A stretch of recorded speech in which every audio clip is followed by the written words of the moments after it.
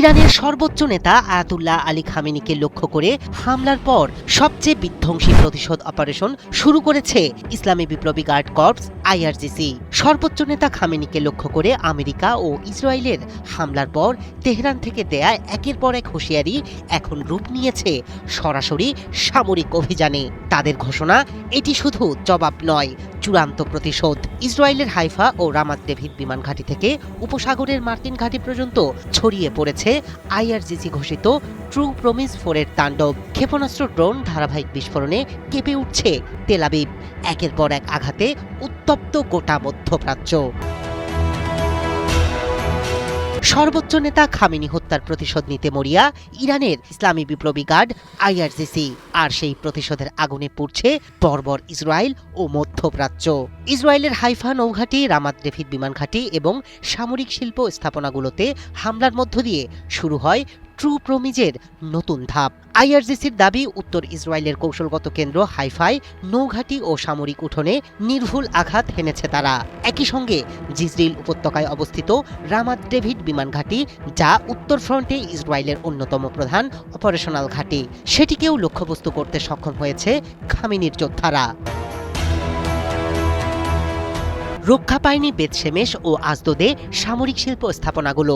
আজদোদের শিল্প এলাকায় প্রতিরক্ষা উৎপাদন ও সামরিক সরঞ্জাম রক্ষণাবেক্ষণের সঙ্গে যুক্ত অবকাঠামোতে হামলার দাবি করেছে আইআরজিসি। তারা বলছে, ইসরায়েলের প্রতিরক্ষা সক্ষমতাকে ভেঙে দিতেই এসব স্থাপনা টার্গেট করা হয়েছে। এদিকে তেল আবিবেও ধ্বংসযজ্ঞের খবর মিলেছে। ইসরায়েলি গণমাধ্যম জানিয়েছে, সর্বশেষ ক্ষেপণাস্ত্র হামলায় একটি ভবন পুরোপুরি ধ্বংস হয়েছে এবং নির্দিষ্ট একটি সামরিক লক্ষ্যবস্তুতে সরাসরি আঘাত এনেছে ইরানি ক্ষেপণাস্ত্র।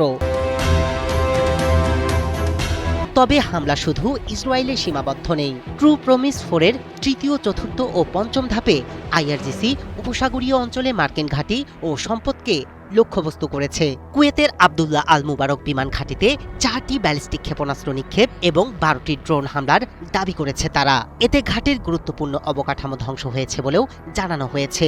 ইরাকের হারির ঘাঁটি, যেখানে মার্কিন বিশেষ বাহিনী অবস্থান করছিল, সেখানেও হামলার কথা বলেছে আইআরজিসি। সৌদি আরবের প্রিন্স সুলতান বিমান ঘাঁটিতেও ক্ষেপণাস্ত্র ও ড্রোন হামলা চালানো হয়েছে বলে দাবি ইরানের। এছাড়া জেবেল আলী বন্দরে গোলাবারুদ পরিবহনে নিয়োজিত একটি মার্কিন জাহাজে 4টি ড্রোন হামলার কথা উল্লেখ করেছে আইআরজিসি। তাদের দাবি, ধারাবাহিক বিস্ফোরণে অচল হয়ে গেছে জাহাজটি। ভারত মহাসাগরে যুক্তরাষ্ট্রের একটি যুদ্ধ সহায়তা জাহাজও কাদির 380 ক্ষেপণাস্ত্রের আঘাতে ক্ষতিগ্রস্ত হয়েছে বলে জানানো হয়। আইআরজিসি বলছে, এই ধাপে ব্যবহার করা হয়েছে আগের চেয়ে আরও উন্নত, নির্ভুল এবং ধ্বংসাত্মক ক্ষেপণাস্ত্র। তাদের হুঁশিয়ারি, পরবর্তী ধাপ হবে আরও শক্তিশালী। খামেনি হত্যার প্রতিশোধ নিতে মরিয়া আইআরজিসির এই অভিযানে পরিস্থিতি কোন দিকে গড়ায়, সেদিকেই তাকিয়ে পুরো বিশ্ব।